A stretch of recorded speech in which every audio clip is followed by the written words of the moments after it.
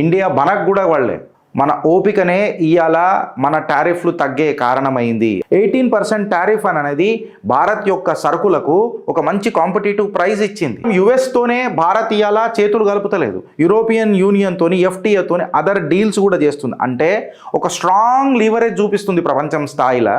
తో పాటు యుఎస్ మీద కూడా మేమేం పెద్ద ఇంత మీదనే డిపెండ్ లేము, ఒకటే మార్కెట్ మీద డిపెండ్ లేము అని చెప్పి ఒక సంకేతం కూడా ఇచ్చింది. రీసెంట్గా యూరోపియన్ ట్రేడ్ అగ్రిమెంట్ మజాక్ మస్కరపన కాదు, మదర్ ఆఫ్ ఆల్ డీల్స్ అని చెప్పి ఇన్స్టాగ్రామ్లలో, సోషల్ మీడియాలలో, ట్విట్టర్లో ఇది బాగా సర్కులేట్ అయింది.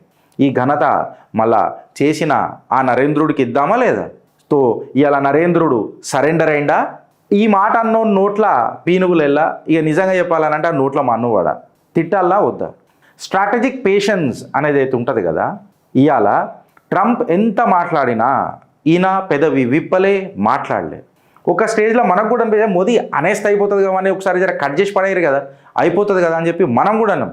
ఆడు బాగా మాట్లాడుతుండే కాదు. అంటే ఒక మెచ్యూర్డ్ పాలిటీషియన్ ఏ రకంగా ఉంటాడు అని అనేది ఇలా దేశ నరేంద్రుడు, దేశ ప్రధాని, నా ప్రధాని చూపించిండు. మెచ్యూరిటీ అని అంటే ఏంది? వాడన్న దానికి మనం రియాక్ట్ కావద్దురా, మనము యాక్షన్స్ చేసుకుంటూ పోదాం. మన ఓపిక వాడు ఊపిరి తీయాల, ఇది కదా.